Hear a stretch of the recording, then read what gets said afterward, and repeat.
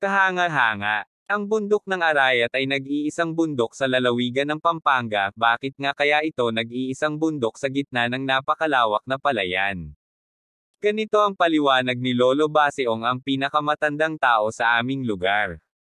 Dati raw na nasa Candaba, isang malawak na kapatagan sa Pampanga, ang mataas at nag-iisang bundok na ito, at dito raw nakatira si Mariang Sinukuan. Isang magandang diwata si Maria, mayroon siyang galing at kapangyarihan at mabait siya sa mga taong naninirahan sa paanan ng bundok, maunawain siya at laging handang tumulong sa mga magsasaka, lalo't masikap, masipag, matyaga at matapat na tao.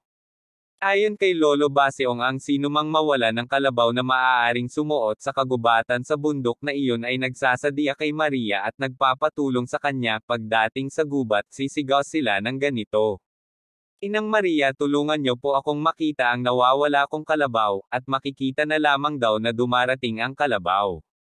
At ayon sa mga kwento, si Maria ay nakatira sa tuktok ng bundok, ibig niyang doon manirahan dahil sa malamig na klima at natatanaw niyang lahat ng buong paligid. Siya ay nag-aalaga ng mga ibon at paru-paro, puno at halaman at mga ligaw na hayop sa kagubatan. At ipinagbawal ni Maria sa mga taong nasa paanan ng bundok ang pagputol ng kahoy at pamamaril ng mga ibon at hayop sa kagubatan sa bundok na iyon, at sinabi niya sa mga tao na ibig niyang laging may malalaking puno sa kagubatan na tirahan ng mga ibon at kulisap.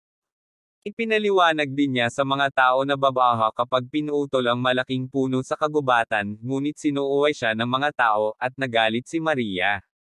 At ginamit ni Maria ang kanyang galing at kapangyarihan, tumawag siya sa Poong Bathala.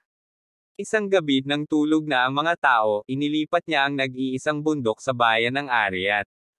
At nagulat ang mga tao pagkagising nila, wala na ang nag-iisang malawak na latiang puno ng tubig, ang dating kinatatayuan ng bundok.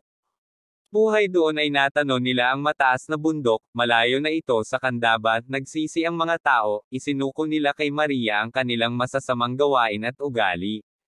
At sa paglipas ng mga taon, ang nag-iisang at mataas na bundok sa lalawigan ng Pampanga ay tinawag na Bundok Arayat. Naniniwala ang mga tao sa Pampanga na naninirahan pa rin doon si Maria na tinatawag nilang Mariang Sinukuan. Ang pagtatapos no kwento ni Mariang Sinukuan. Thank you for watching. Follow, like and share. Maximo TV po.